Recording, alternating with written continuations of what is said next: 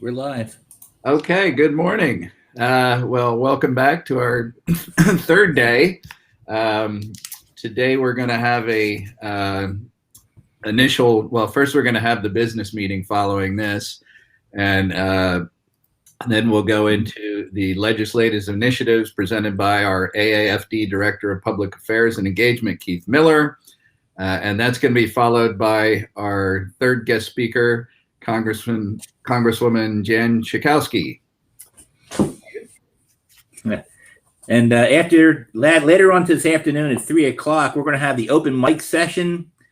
We want the attendees to share their concerns, their insights. This is your chance to take the floor. We'll share best practices, and we want to have a dialogue with our attendees. So please stay tuned for 3 o'clock. Please join us. We look forward to it. And with that, let's invite Bob Pervin on for the business meeting. Bob, you there? There we go. Thank you, guys. We really have very little business to conduct at this meeting. I think we've had incredibly great content, and appreciate all the folks that have joined us for it. We have over, as of yesterday, we were showing 220 people, or north of 220 people registered for this event. I will tell you that we don't have our final numbers yet, but the actual people dialing in has been well below those numbers, and with the exception of Senator Cortez Masto, the numbers have been not what we would like to see. The only thing I can conclude is that when we have you all at a meeting room at a hotel, we've got you locked in a room and everybody comes. But when you're at home and able to make choices, even though that you've registered to be there, because the numbers are, again, this is our first time ever in a virtual format, other than the town hall meetings that we did last year during the course of the pandemic that were very well attended. So we're going to have to take this back to our drawing room and evaluate huge investment to bring this conference to you virtually. We came up with a program allowing our chapters to for a very small cost to underwrite attendance because of virtualization. But it does not appear that we have brought as many people to this forum as we have done in our live forums in the past. So we'll have to figure that part out. The only other business really that I have to share with you folks is what I've been talking about a little bit. The AFD has made amazing strides in the legislative arena, largely due to the excellent work and intuition, because he's not trained for this task, of Keith Miller, who you're going to be hearing from next.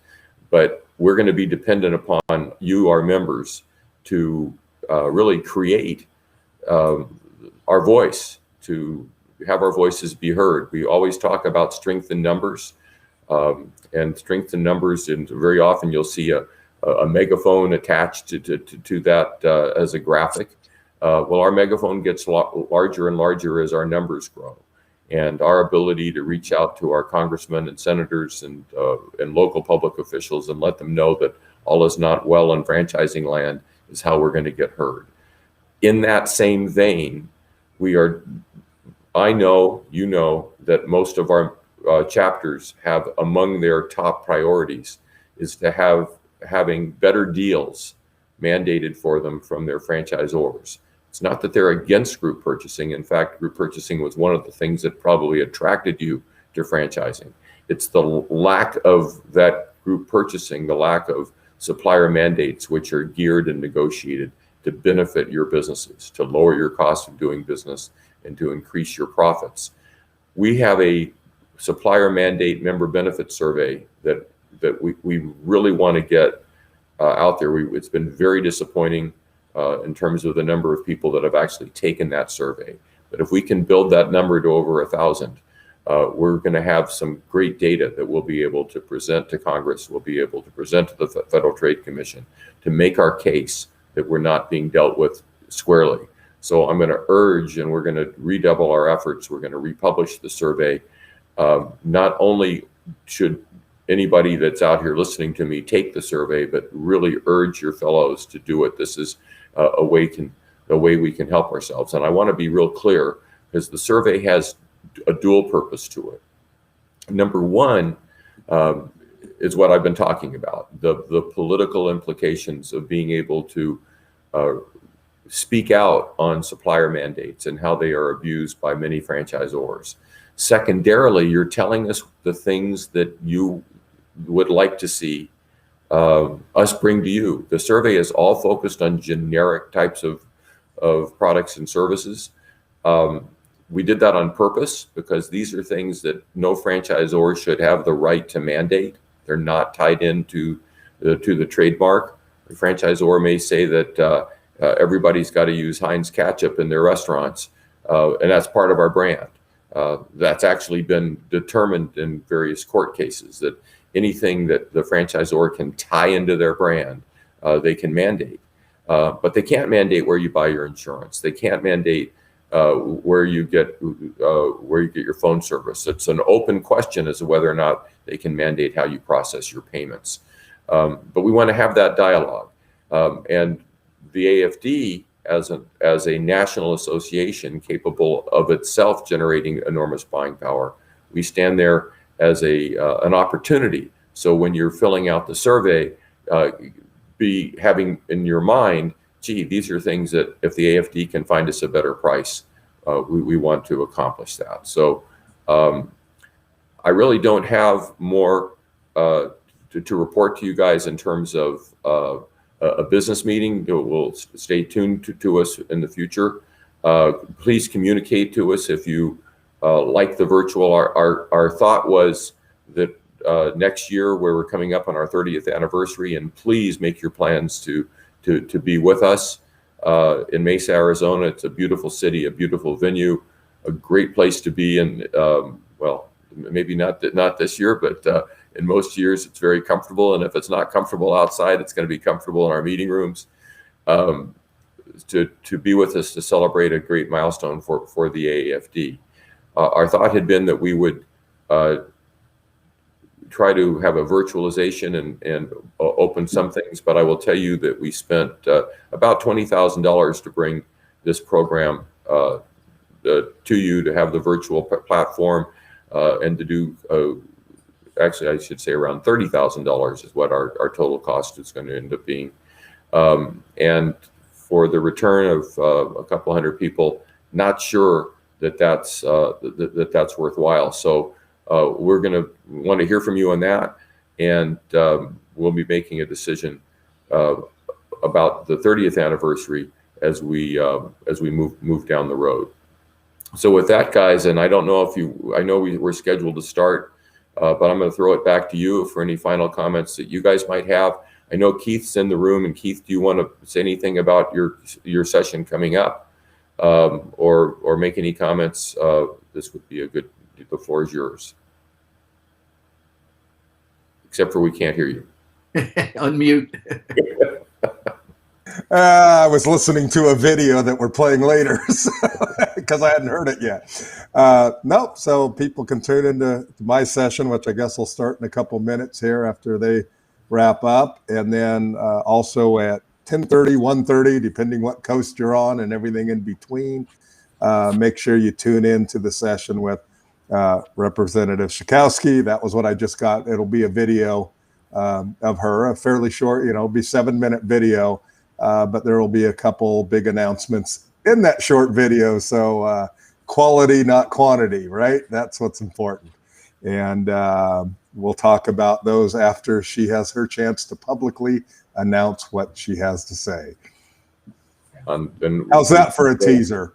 Yeah, we've been, and I don't know how many people are actually watching us at this program, but if we do have people there, I want to reiterate the encouragement to come at our open mic session, and because again, this is our chance to hear from our attendees, hear what's on your mind, and what we can accomplish. All right, with that, guys, back to the program chairs, and thank you guys. again, I don't know how many people are out here listening to what we're saying, but Stephen and Brian, you've done a fabulous job for us, and appreciate all of your efforts, and especially, and Brian, for pinch hitting on our opening session when Craig had to pull out, and Stephen, you've been working on that session with me for the last couple of years. So yeah, 18 months. Yeah, absolutely. So anyway, back to you guys. Thanks, Bob. And I don't think we have much to add. I do encourage everybody, like Stephen had said, to join us for the open mic. It really is a great part of this program that gives you the opportunity to give us your feedback. So AAFD really knows what the members want and how we can improve. So look forward to it. Yeah, well, we want to hear from you. So make sure you attend, okay? Come back at 3. Okay. All right. I think it's over to Keith. Over to Keith. Go ahead, Ben. Okay, so we are going to start on the legislative session as my wife's getting off the computer in the background. And one of the covers on my window just came off. So it might be a little bright in the background. I never use this office this time of day. I'm usually busy making sandwiches. So for about the next hour, we're going to talk about our legislative initiatives and go into some fairly detail about things. I do want people to know the chat box is open. I will be watching that. I know we can't ask questions verbally back and forth, but hopefully people do ask some questions. I expect some questions, and that'll make the session move a lot easier. So go ahead, next slide.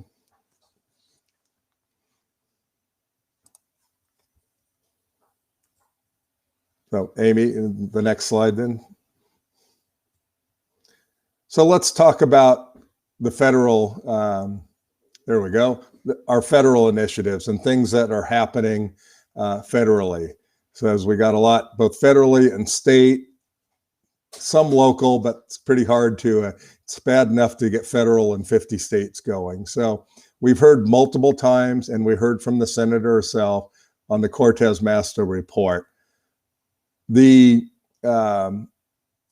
main thing is read the report. You know, it's 87 pages. It's about 47 pages of meat, but we really need people to be reading that report. After you read that report, I'm sure any franchisee is going to be happy with that report, as it calls out many of the things that we've talked about on, you know, the group purchasing and other things. So make sure you contact her office, and I will later give you an email to do that, because you want to show her office the support for that report. That report was 15 months in the making. It kept very private. It's very hard to keep secrets in Washington, but we managed to do it. And it was 15 months of work to get not only the report put together, but the approval. It's very detailed to get approval to release a Senate report and have it posted on the website.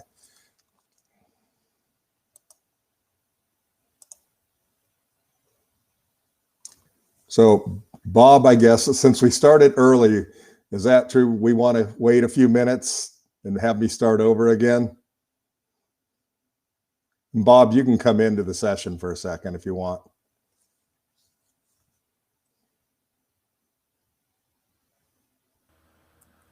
There you go. Yeah, we ended our business meeting a little bit early, Keith, and I'm worried that some people were looking at the agenda and we're going to start up when Joe and I would hate to have you already be into the middle. So my recommendation would be to redial, start Okay. where you're supposed to start. That's fine. Let's put it there. Let's hold that slide for 5 minutes. Let's go ahead and pull us off of the You don't want to go back to your beginning? Well, that is kind of the beginning. Which beginning? Okay. Yeah, that's the beginning. I don't know what, I thought you had a couple of slides before that. But nope, that's anyway, the first slide. I apologize to people that are out there listening, because but I'm suspicious that a lot of people said I'm going to skip the business meeting, but I do want to hear Keith. and I want to hear Keith from the beginning. So that's what our. All right. So that's what let's pull both Bob and I off the screen for 5 minutes, and we'll go live at 8:20 sharp.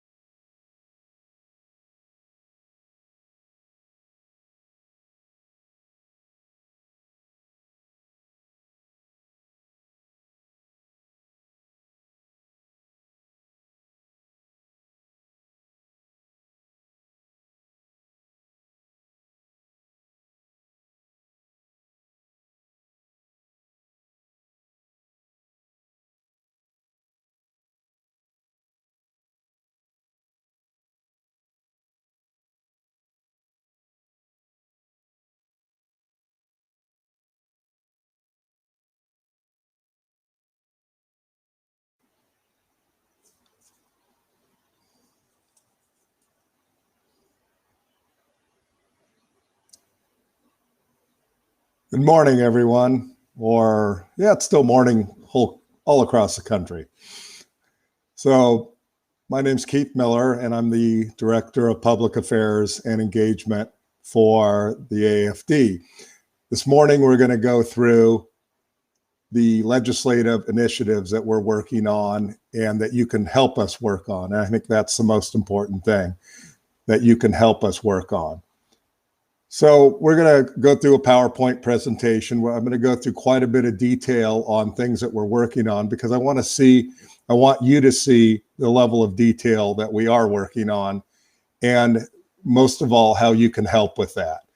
So go ahead, Amy, and start with the slides. So we're going to start out with the federal initiatives that we're working on. Over the last 2 days, we've heard about the Senator Cortez Masto report. And in fact, we heard from the senator on Wednesday. It's an 87-page report, about 43 pages of meat in the report. And then it has end notes and for reference to all the materials that it looks at. And also it took in all of the comments that were made to the FTC franchise rule workshop, because there were hundreds of comments from franchisees, in a sense, more complaints of what was happening in their system. So most importantly, for people to read the report, in the chat box, we have Zoe has put the link to read that report. I think you'll be impressed with the report, the level of detail. And, you know, it's interesting on one, when Franchise Times interviewed me about that report, which was 15 months in the making. We actually started on that report prior to the pandemic starting, which the pandemic did make it easier to get everything done. But the detail to get through that report and get a Senate report released through Senate Legal and everything else is quite an accomplishment. Especially keeping it in secret during that whole time. The thing, you know, when I was quoted in Franchise Times on the report, the comment I made was really the report didn't so much have any new news. It was the fact that it took all of the stories and put them in one place. And it really showed how over time, because some of the stories were older, like Curves and even Quiznos, how some of the stories may have been years old. But then we have brand new stories that, in a sense, are the same story, and nothing has changed. And that's what we need to really get to is, you know, we need to get past this, that all is perfect in the franchise industry. The franchise model is a great business model, but that doesn't mean it doesn't need oversight, and that doesn't mean it's perfect. And of course, from our side, well, you know, we don't want to wipe out franchisors. We want them to be successful. But we want to be the strong advocate for the franchisees and making sure they're successful. So one thing in that report, and I will get this information out later to people, is you need to contact her office and just express your support for that report. And actually, Amy, you have Carol's email. You might put that in the chat box. That's the contact in Cortez Masto's office. Carol Wayman, she accepted the award last night for the senator. She has been working tirelessly behind the scenes to push our franchise causes. But just send a note saying, thank you for your report. Tell them what brand you're part of and how that report resonates with you, because you may have the same problems. The next thing to do with that report is contact your own senator.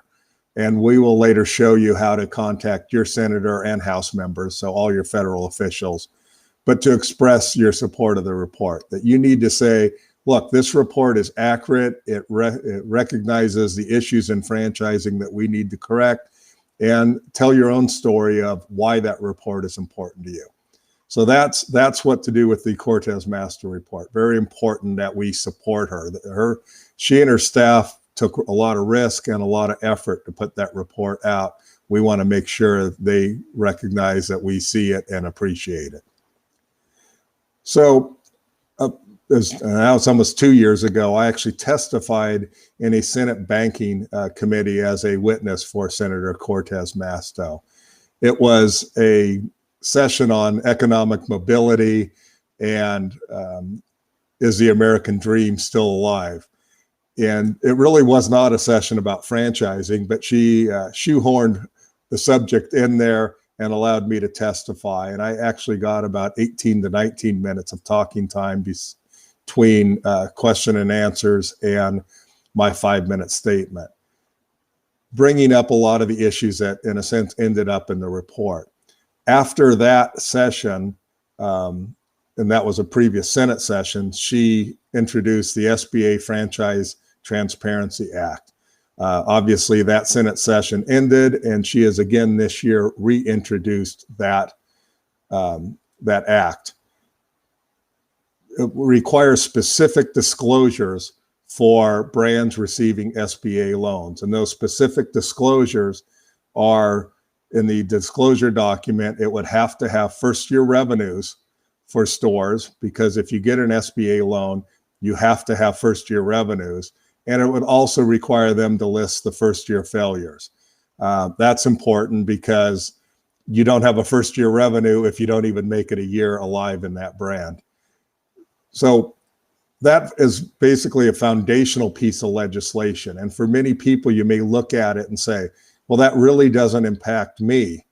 I'm not getting an SBA loan. I already own a franchise. But think back to when you were being disclosed on your franchise. Your brand probably does get SBA loans, even if you did not get an SBA loan. And think about if it would have changed your mind if you knew what the first year revenue for your brand was and your first year failures were for that brand. It's many of the really bad brands. I think the answer would have been no. People would not have bought that franchise that they bought if they had that level of disclosure.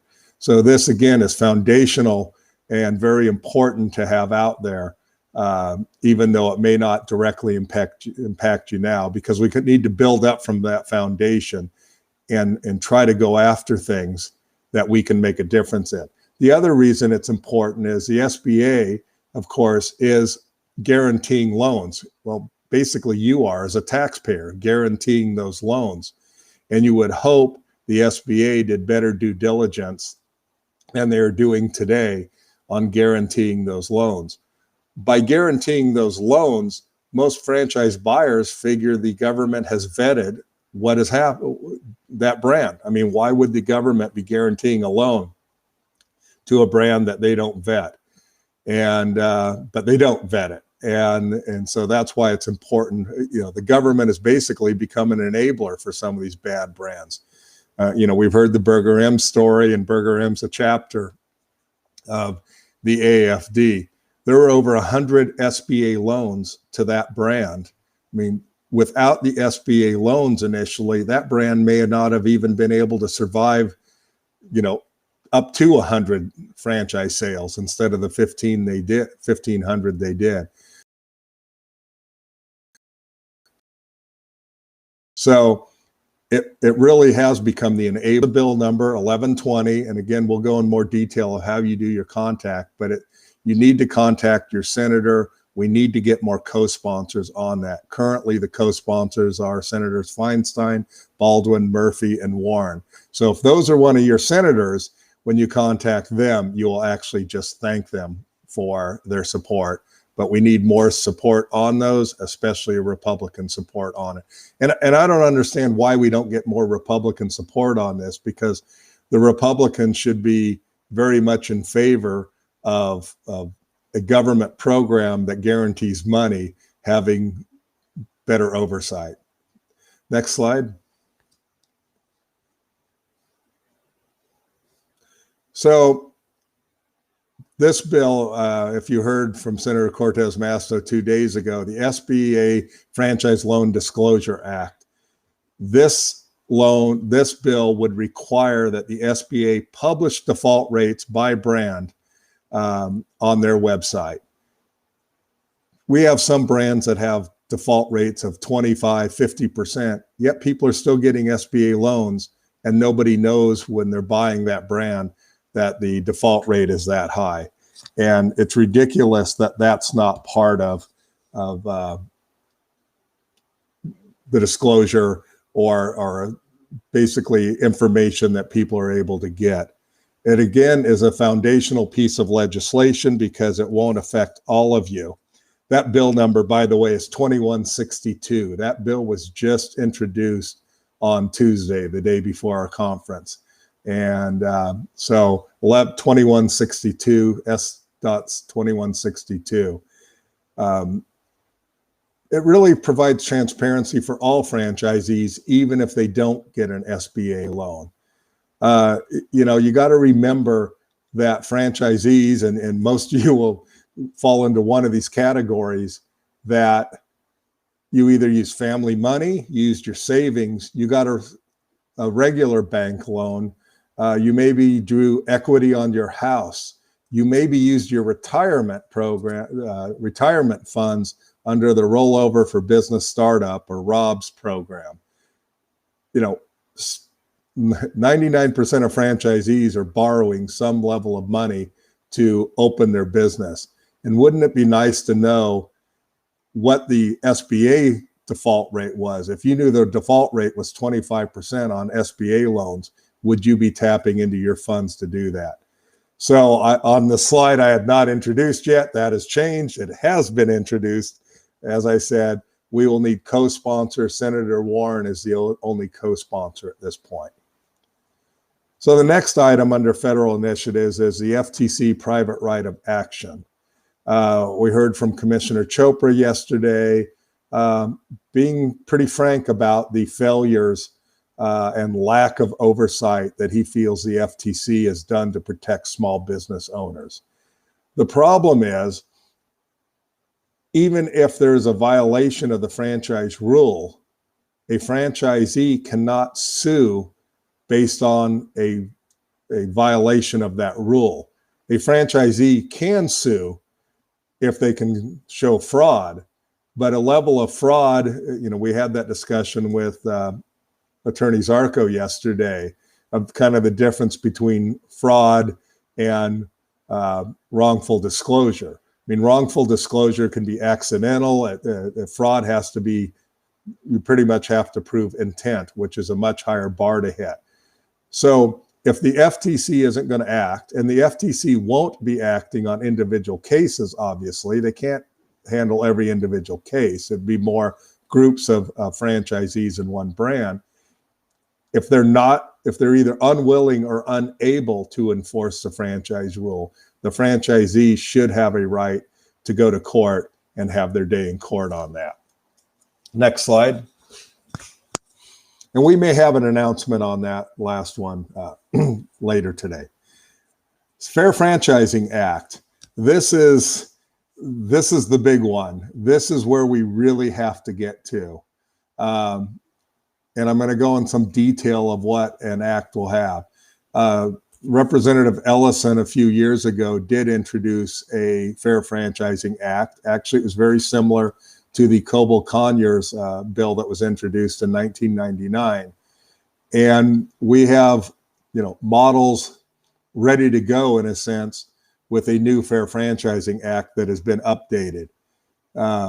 It's very comprehensive, and it'll impact all franchisees. Things in that bill, it'll obligate the parties to act in good faith. It's always funny when I testify on a bill and it has good faith and fair dealing.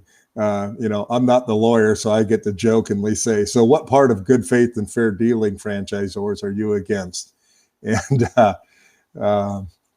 it's always good for show, I guess, at a hearing, except obviously good faith and fair dealing have also very specific legal terms. This bill would create additional disclosure requirements. It would be much more detailed. It would include the things that we put in the SBA bill for disclosure.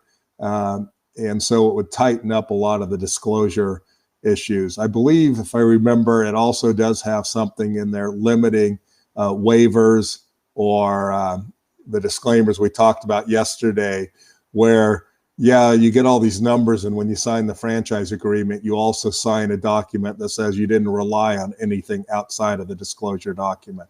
So it does some cleanup on that. Provides freedom of association protections, basically First Amendment right type of things. They can't go after you. They can't retaliate because you're a member of your association. Luckily, there are probably a dozen states that have that in their own state law, but we need to put that in federal law. Provides for termination protections.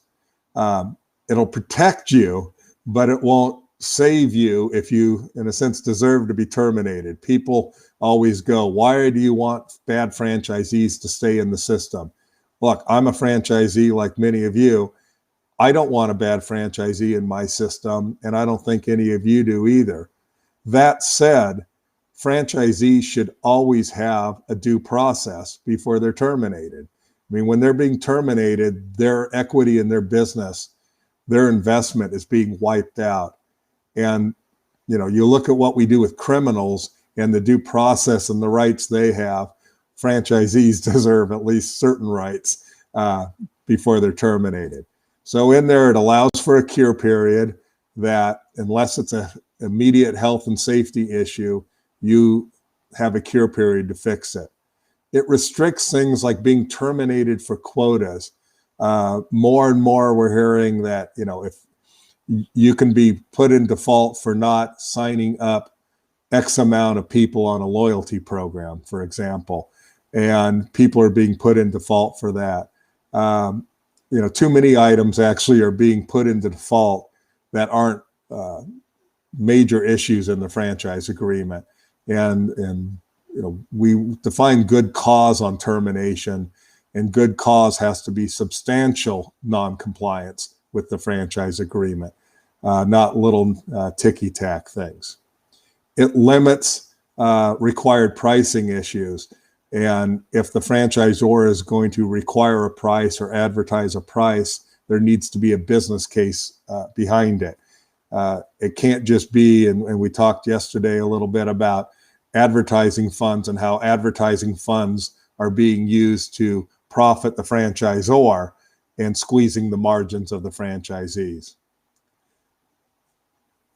If you are terminated, it provides for fair compensation if the franchisor takes possession of any property.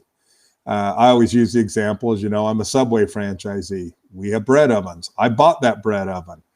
And even if I'm the worst franchisee in the world and deserve to be terminated, if the franchisor comes in and takes my business, that's still my bread oven. It's a private property issue, and they need to buy that bread oven. So this looks at fair compensation if the franchisor takes possession, looking at the fixtures, equipment, any supplies, and things like that. Last thing, or not last thing, because there's another page of this, because I told you it was comprehensive, provides for hours of operations limitations. If you're going into a deal and you think you're only open X amount of hours, and the franchisor now, via usually the ops manual, adds hours of operations, they may not be profitable to you. Every hour percentage of any sale, it's usually not necessarily profitable to the franchisee. Some businesses will always be a 24-hour business. If you own a hotel, people are sleeping there overnight. It's a 24-hour business. But hours of operation are important, even in businesses that we think, like convenience stores that maybe were open 24 hours. This is a new world right now. And one, it's dangerous. I mean, we're hearing a lot more hold-up shootings, things like that. And many franchisees are afraid to either themselves or have an employee work during overnight hours. And we're in a real labor crunch right now. My own franchisor is pushing on us to increase our hours, and yet I can't staff the hours that I already am open. Next slide. Provides for limitations on liquidated damages. This become a huge deal, especially in a lot of failing chains. Old Stone Creamery, which was a chain that was failing, was very famous for this, as they're losing store after store after store.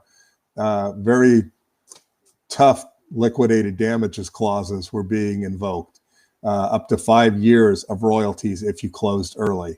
Most liquidated damages clauses I see today are looking at your last 12 months of sales. And if you close before the end of your term, they're going to require you to pay 3 years of royalties and advertising funds, 3 to 5 years. And it usually is or until the end of the contract, whichever is shorter.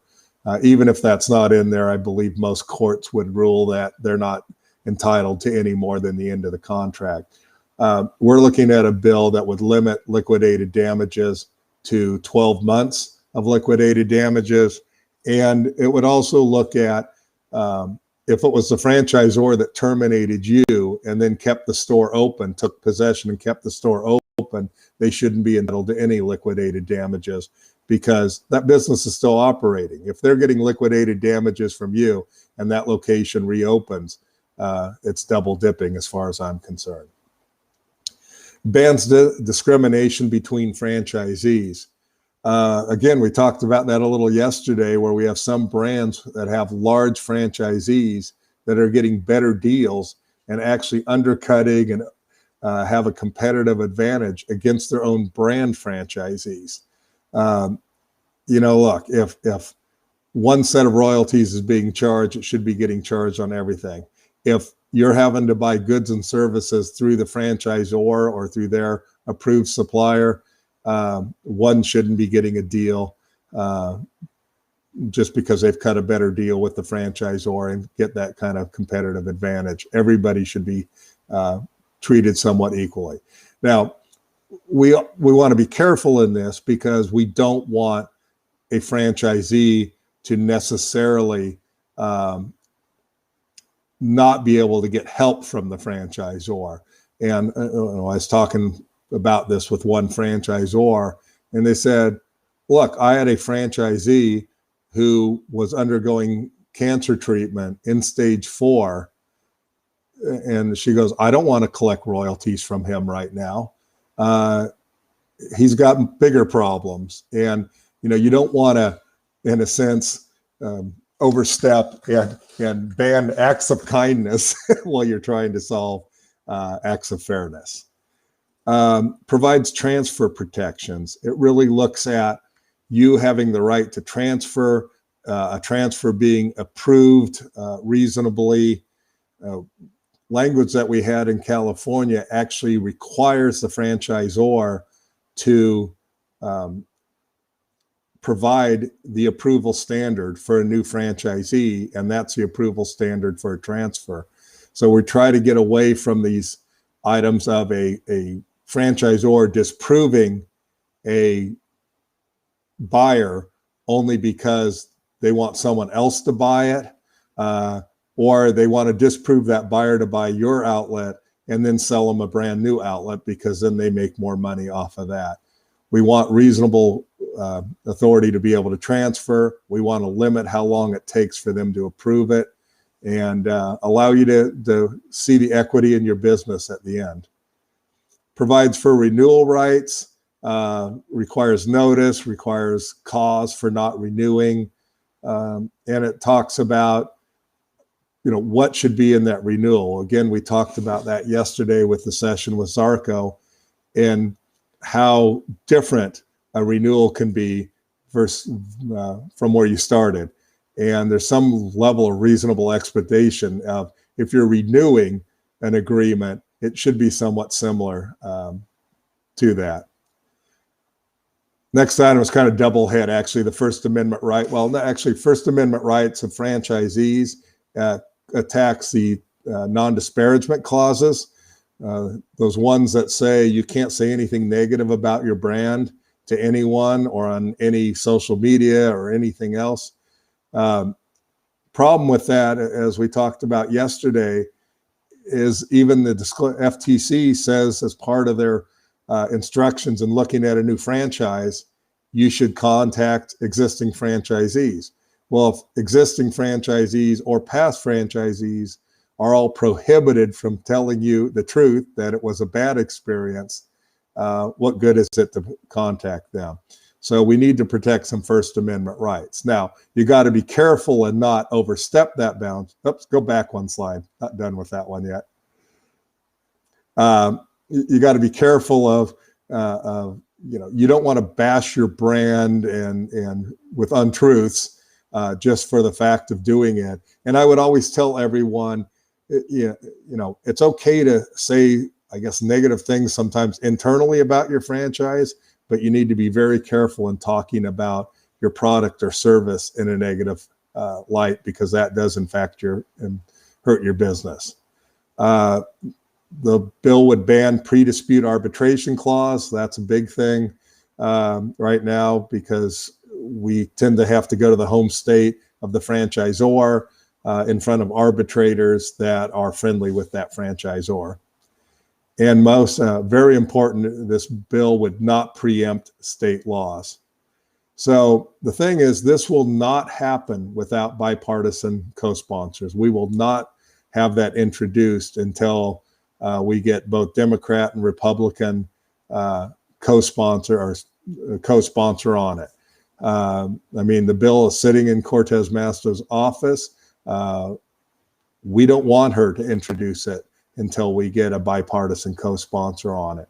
So as you're contacting legislators and talking about your issues, maybe it's just the SBA bill, you want to bring up the big thing that we need long-term is we need some protections. Here's why I need these protections. I've kind of given you a list of what the bill would have in it. And if any of those impact you, it's a perfect opportunity to talk to them about it and get co-sponsors. Next slide now. So how to contact your federally elected officials. Senate, very easy, senate.gov, and the House is house.gov. When you go into the Senate website, you'll be able to look at a list of senators. You'll just have to go by your state and find, you'll have 2 senators, obviously. Click on their name, and there will be a contact page, which basically creates an email. Now, when you do that, I'm from California, so if I go into either Feinstein's or Padilla's, it's only going to allow me to use that contact page if I'm from California. So they only want to hear from constituents. They don't want, people crossing and just sending them from any state. It keeps a lot of the automated stuff where 100,000 people or 10,000 people are sending the same letter in. So you will need to be a constituent. House.gov, the House website, up in the top part of that web page, there will be a zip code lookup. You will be able to enter your zip code there, and it'll pull up who your representative is. It may require you to put it in an address after that because some zip codes have 2 representatives. But you'll be able to find your representative and keep that information. Again, you need to go to their website and get their contact page. It'll again ask if you're a constituent. On both of these, it'll also provide a phone number. Phone works great for House because House offices are a lot smaller, a lot less people they're dealing with. A phone call and having a discussion with or providing information on the phone will get to the proper people. You don't want to get in too much into the weeds. The person answering the phone is probably going to be a volunteer clerk or somebody doing a summer job there, so they're not going to know the details of anything. If you do call a House website, you might ask to talk to either the legislative director or the person who handles small business issues.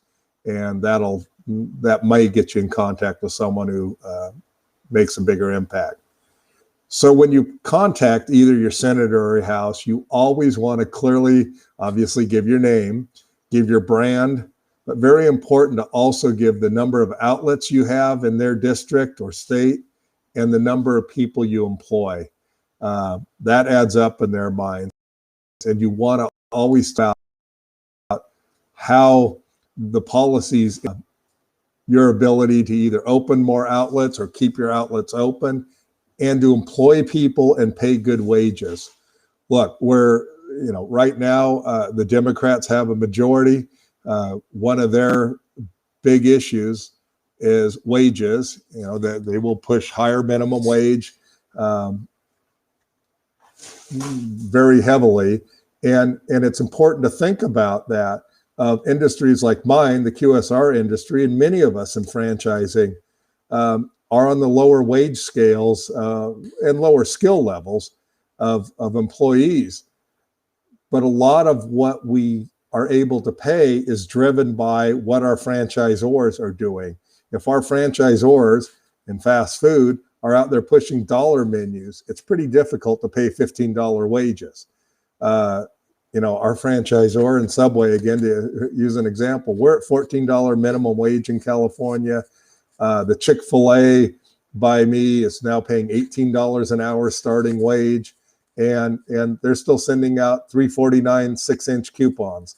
How much labor do you think that $3.49 pays for of that basically $15 I'm paying in wages? When possible, and we will, as we go through time going forward, we'll probably do something on this new SBA bill real soon. We will provide an outline of what you want to send to the senator or House member. In this case, that bill is a Senate bill, so it'll be contacting your Senate office. We will provide talking points. We will provide an outline of what we're going against. Just because Darren popped in a thing, what organizations, lobbyists will be fighting these? The International Franchise Association has always fought any changes to laws, every state law. Every bill I've gotten introduced, they call it an anti-franchise law. And what makes it difficult is they claim to represent franchisees too. And they do, in cases, represent franchisees. I don't believe they properly do in this case. And but the tides turn. We have a window, and it's interesting because from a political sense, I would say most small business owners tend to be to the right of center, and yet it's the Democrats who have tended to step up to protect the rights of franchisees currently. That hasn't been historically been true. I always joke the first state legislation that looked at franchising, which was a disclosure franchise law, was in California. And people laugh and they go, well, that figures. California is always first for every new regulation and law. But that law was signed into law in 1970. And the governor of California in 1970 was none other than Ronald Reagan. Now, I'm pretty sure Ronald Reagan isn't viewed as a liberal Democrat in many circles. So it used to be much more bipartisan. Unfortunately, the Republican Party, and I'm a lifelong Republican, they say they support small business, but they don't tend to support small business when big business disagrees with the small business. And let's face it, your franchisor is big business, and you, me, and the rest of us franchisees are small business. So again, when possible, we'll provide an outline. If your member of Congress has a town hall, maybe a tele town hall, get on that town hall, talk about franchise issues, talk about the bill. If you know you're going to be on one, people can always email me. I can give them a talking point or two, especially if I know who their representative is. Attend fundraisers. Talk about franchise issues at fundraisers, and people go, well, I don't want to necessarily contribute, or I don't know if I support that person. Well, you can usually go to a lot of fundraisers for $100 for, they may have appetizers or something, but there's a lot of low-level fundraisers that you can attend. And I would say attend both the Democrat and the Republican, or if you're in a state that's more independent, the independent. Attend them both and get a chance. They'll see you and they'll remember you, even if it's only $100 contribution to attend that. They know you came to a fundraiser of theirs, but it gives you a chance to meet them and talk about franchise issues. No, we're not going to become a multi-billion-dollar PAC. I can't afford to attend $2,500 fundraisers or higher either, but there are times. I mean, it's basically take every single chance you have. If you have to contact your representative, contact their office, invite them to your business, give them a tour of your business and tell them what your challenges are. It's not hard. And the best part is, except for the fundraiser, I guess, all of this is free. Doesn't cost you anything. Usually doesn't take that much time. And so that's the key. I mean, most franchisees, as Jim Glover, I think, told me the other day, the trouble with us franchisees is most of us can't afford the complimentary free hour from a lawyer. So let's see. How can the AAFD compile this? Reed, it's hard to come up with a list of those. If we can get them even from our own membership, and I think the first step for us is going to be trying to get everyone to get their members of their association and get a list of who their senator, actually, if they, I know their state, I know their senator, but get their senators and House representatives listed. So, you know, a lot of times when I'm working on these things, I'm trying to find, okay, this bill is going to this committee, who's on that committee, and what franchisees do I know are in the representative that's on that committee. So it's more important. It's difficult to get a mass thing of who the franchisees are. But if between AAFD and most of you know, I work with other groups also, if we can get all the groups to, in a sense, get a database of who their members are and who their representatives are, that takes a big step in being towards being effective. Next slide. So let's move to state issues for a while and kind of what can be done and where we've been. This last year, we got a bill introduced in Oregon. Representative Janelle Bynum introduced it. She is a McDonald's franchisee, I believe has 3 outlets in Oregon. So here we have a representative who is also a franchisee, who's obviously very friendly to us. It was a comprehensive franchise bill, covered many of those things I talked about in the federal law that we're looking at, but it failed in committee. We had multiple hearings on it, but it's very difficult in a COVID year to do Zoom meetings and kind of parse through a comprehensive bill. We were never really able to get any of the Republicans to move in favor of it, but they weren't necessarily opposed to it. They saw issues. They just felt it was too complicated of a bill to pass through kind of on the fly doing remote meetings. We also had really not enough franchisee support. When we did have a live or a hearing, a Zoom hearing, the opposition pulled up as many franchisees to fight against us as supporting us. Why? There's multiple reasons why franchisees will testify against us. Number one, they're in a good franchise brand and they don't need the legislation and they don't understand why the government needs to be involved. Again, most small business owners and franchising probably tend to be a little right of center and don't feel the government's always there to help them and are leery of that. So if things are good by you would probably be anti-government. You know, so they're a good franchise. They have a good franchisor. Of course, I always have to caution them. You have a good franchisor now, but if you really read your contract, it's not a great contract. And if your franchise sells tomorrow, you may not be in such a good situation.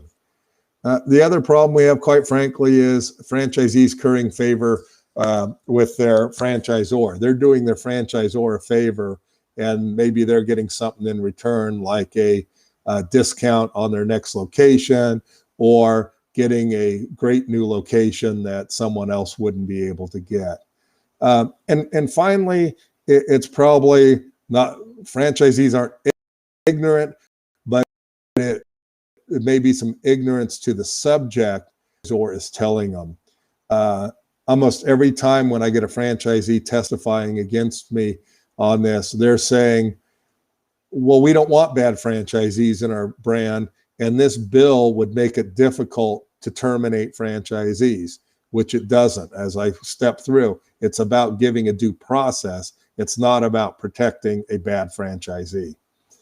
The interesting thing is when it never got voted on in committee, but when it basically got held over and said it wouldn't be going through in this session, the Republican vice chair at the end of that session, committee hearing, took time. He basically stated, I want to make this on public record that I believe there are many issues brought forward in this franchise bill that we need to be concerned about and we need to act on.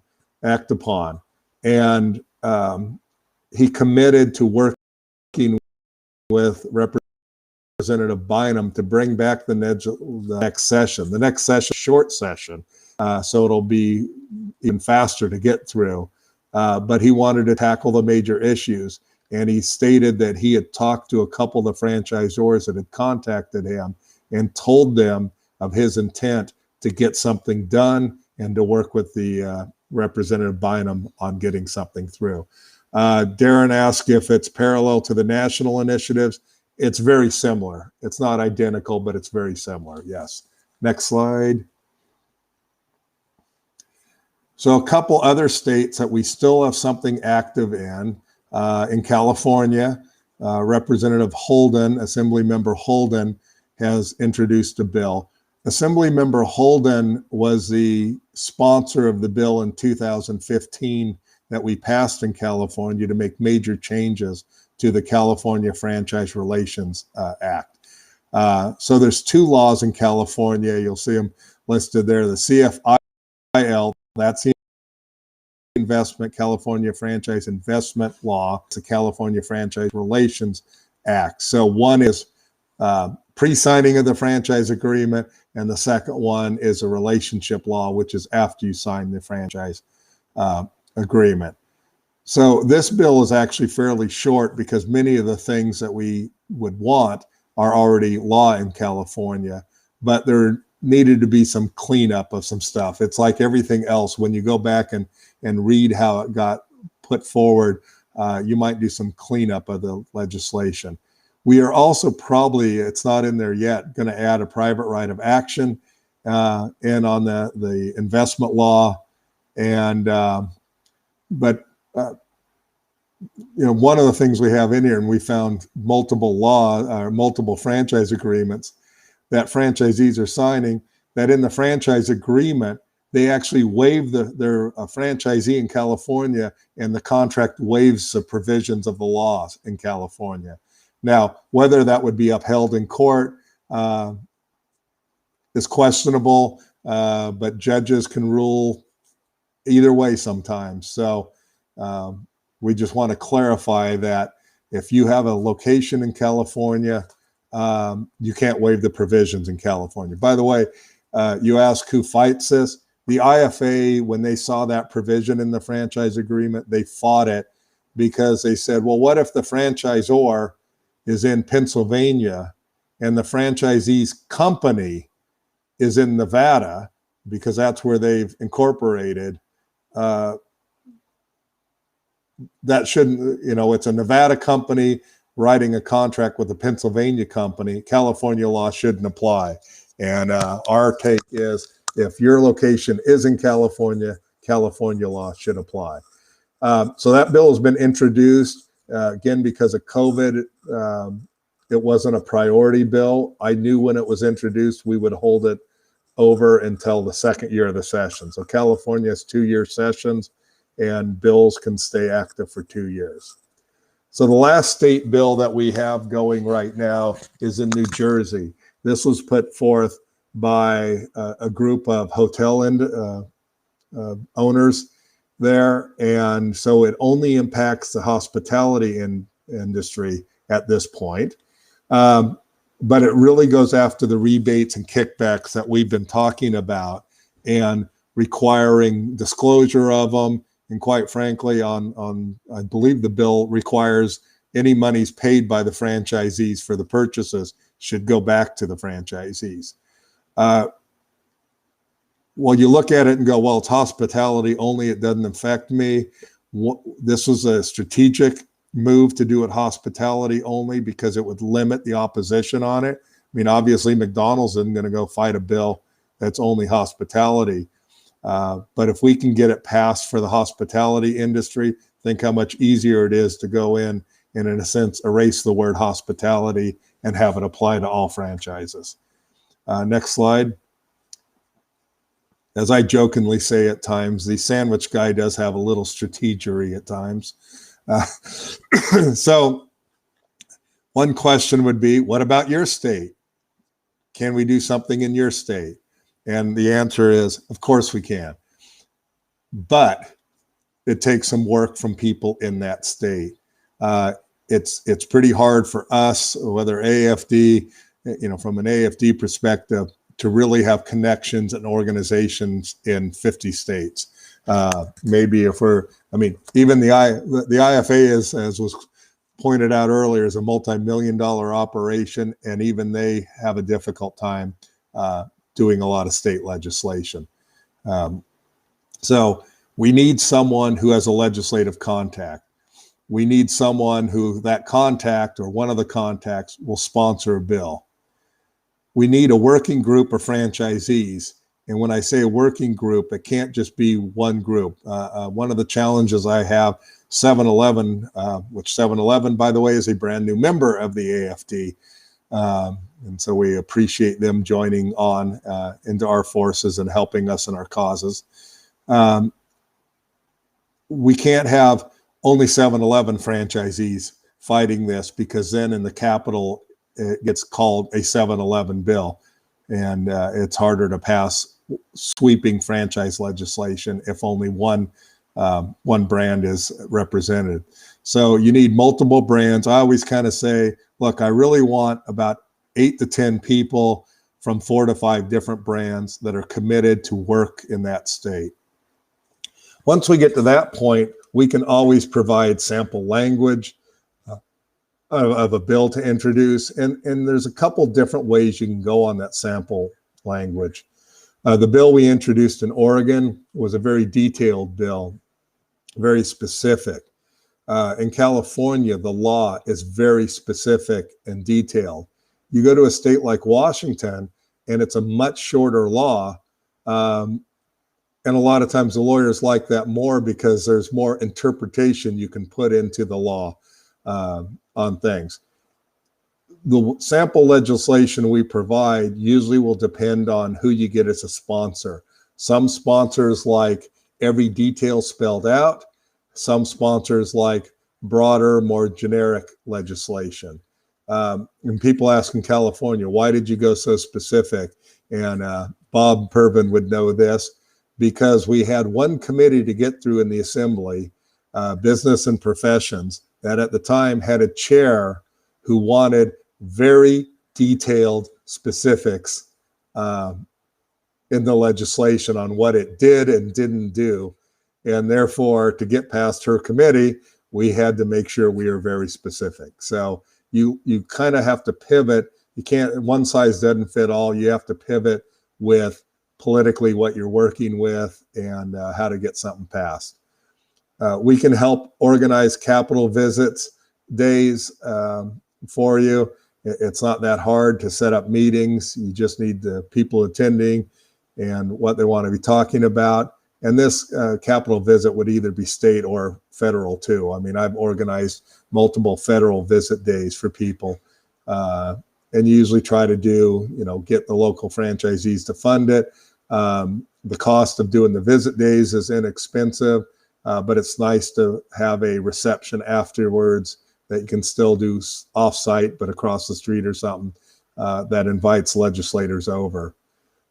We can provide assistance for hearings. It may be a direct hearing on a franchise bill. It may be something different. I mean, there's issues that have come up that have affected franchisees in states that you may want to hear on, or that you may want to put your 2 cents in on. We can provide assistance and talking points on those hearings. But in the end, it's up to you. It's that old, we can lead a horse to water, but we can't make it drink. And there's only so much we can do. And it does take some commitment and time from the franchisees. Next slide. So that's all I have of detail to go through. So I'm going to more open it up to the chat. I know it's not a Ring Central call. And Bob Pervin, if you want to step in, if you're still in the batter's box, so to speak, if you want to step in and make some comments. But I'd like to hear in the chat from some of you. Oh, he's on it as an attendee. Well, can't he log back on?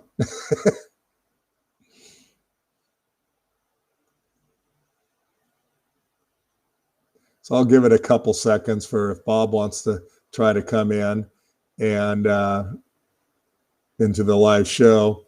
Okay, he says he's coming back into session so he can make some comments. But for those of you who are listening, any questions you have, you can put in the chat box, and we'll spend a few minutes on this before we sign off.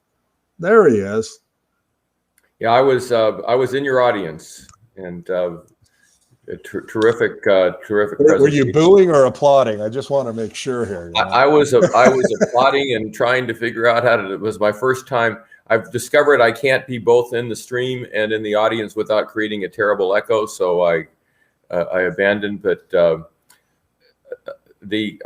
guess the only thing I want to kind of come in behind you. You actually said this yourself, but it has been confusing. And Keith and I have talked about this on many occasions.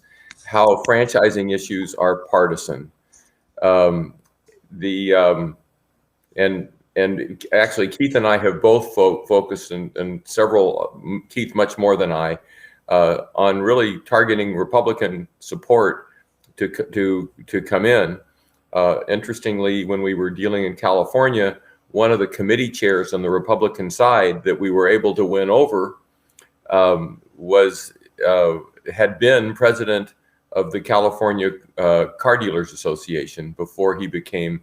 And was he a senator or he was an assembly? He was an assemblyman then. Now he's a senator. Now he's a senator, and but I was able to go to him peer to peer and say, "Hey, we both are presidents of franchisee associations. We need your support." And he actually brought quite a few Republicans along with him. Keith, maybe you can. I'm sure you have better recollection than I do on that matter. Yeah, it was interesting. When we had our first floor vote, well, we had a committee vote that would send it to the floor, and Scott Wilk is his name, and he's still a senator. He, as we're walking out of the committee, he pulls me aside and he goes, "I'll get you 5 Republicans on the floor." And I'm like, "Well, that would be great. You know, I'll believe it when I see it." As we got 5 Republicans. Plus, I think that was in addition to him, Senate to the Senate. The interesting thing about that day was I think we only had a handful of Republicans that voted against the bill, and a vast majority of the Republicans went neutral and no position or not voting on the bill. And that really changed things overnight. That day, the IFA now knew it was in favor of us, and they were in trouble, and they quickly came to us to negotiate some improvements to the bill, which we did in the end do. And some of the improvements did make the bill better. But that was a monumental moment. It was kind of a funny moment for me too, when we walked out of that room. I go, all my life and everything I've ever done on this legislative front, I've always been the underdog. Been the David against Goliath. And right now I'm Goliath. Now I can only screw it up, right? Because your mentality is when you're the underdog, if you pull it off, everybody's impressed. I've never had, legislatively, I've never had that position of, oh no, now I'm the only guy who can screw it up. Yeah, and to that point, Keith, I never thought about it until you just said it just now. But when you're the underdog, you can just fight for the cause, and the specifics, because you don't expect to win, are I have to be careful that what we craft makes sense for everyone. So I'm looking in the chat box. James Nolan has asked, is there anything to consider change if your brand's home office is international? They have a U.S. address, but their operations are in Canada.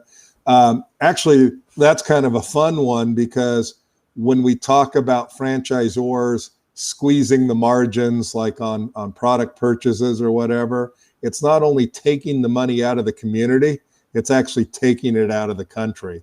And we have this situation with 7-Eleven. I mean, the 7-Eleven U.S. home office is in Texas, but it's a Japanese-owned company.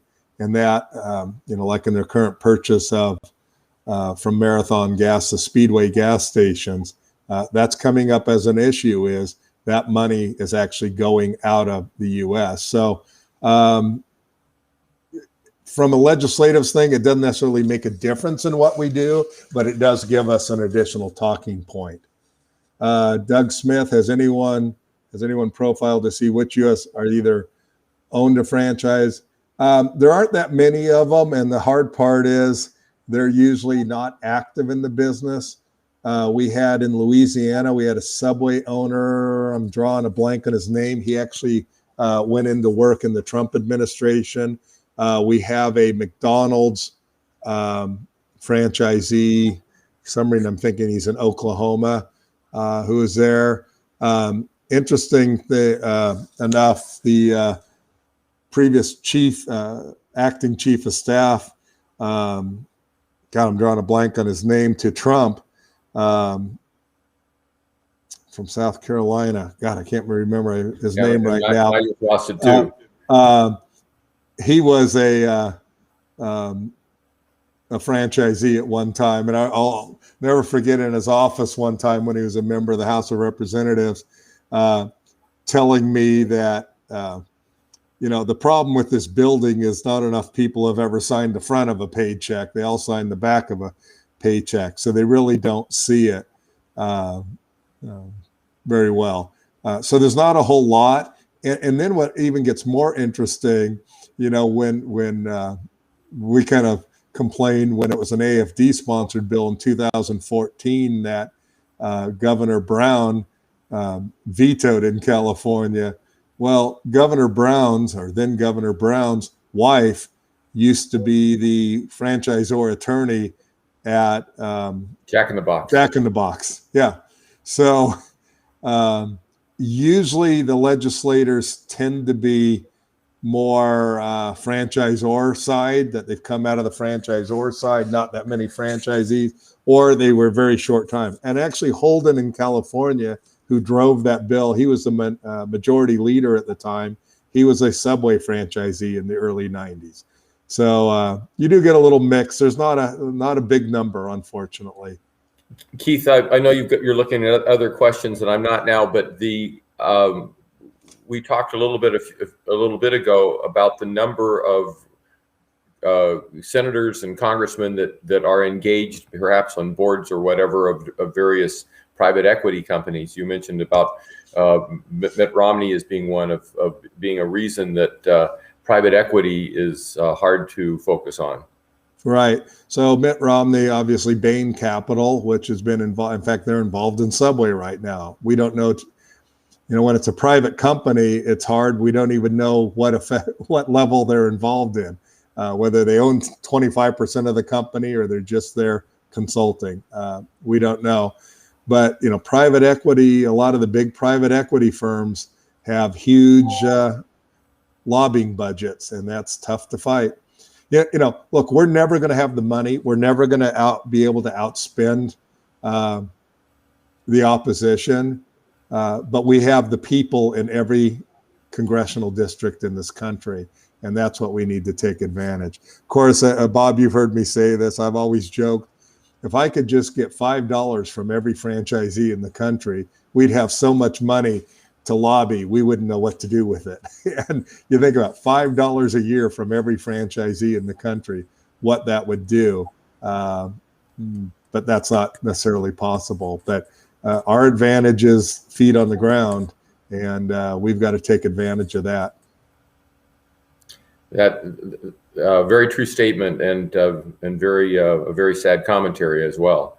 But when we first started the AAFD, was imagined really to be totally focused on legislation. At the time, this was back in 1992, the IFA had a published budget of $13 million in their coffers, and we had about $13.50. So in terms of economics, there was no way to compete in that area. We did a pivot to focusing on empowering franchisee associations, and trying to what we brandish still today, and it's still a big tenet of what we do, called marketplace solutions. And we really want to solve our problems at the bargaining table. That's the really where you would like to do it, so that each negotiated deal is both balanced. But the threat of legislation, and in some instances, and in many instances, the actual need for legislation is absolutely for real.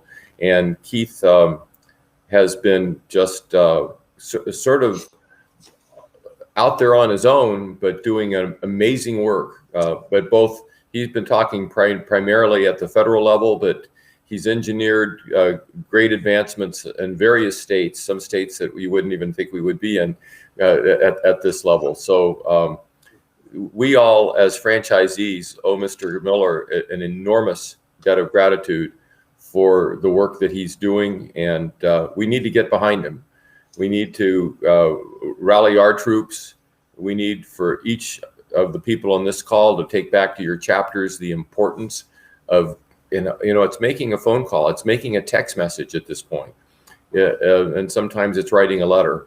But this is something we can absolutely do, and I think we need to take a shot at getting not $5 but $50 from as many franchises, because if we could get 10% of the franchisees to give us $50 each, you'd have that same number, right? So, it's funny. I jokingly say, well, this work keeps me off the streets when I'm not making sandwiches, right? I was talking to Carol one day in Cortez Masto's offices, and people chuckle at this, and I forget what I said, something about the franchise industry. And this guy goes, well, the problem is you franchise owners need to be organized and have someone who fights your cause in Washington, D.C. And Carol goes, well, what did you tell him? I go, I really didn't say anything, because it'd be pretty hard to convince the guy that the person making his sandwich was probably the most connected inside the D.C. Beltway in the county. And I'm sitting there making a sandwich. It'd be pretty hard to convince him of that. So I figured I didn't even want to start.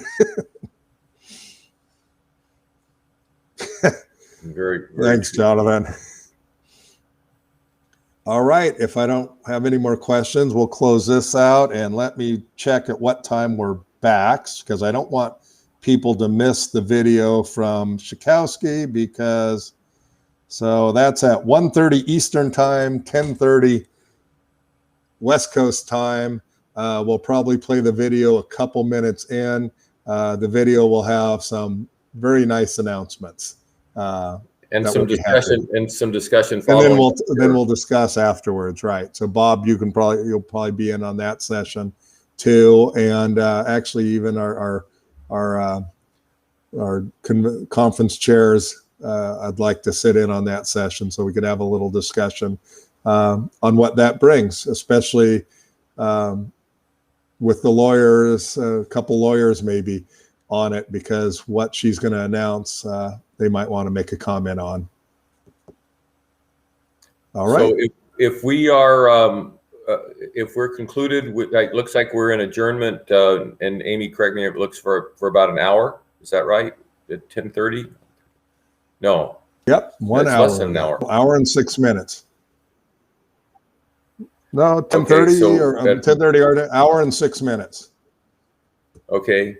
So we're in adjournment. Everybody go get your favorite lunch or refreshment, and we'll see you guys back here in an hour. Yeah, it's not 5 o'clock anywhere, so don't get that yet. Yeah. Jimmy. Well, it's 5 o'clock somewhere, but yeah, not in this country. Atlantic. All right. We'll see everyone in about an hour. Thank you. I know.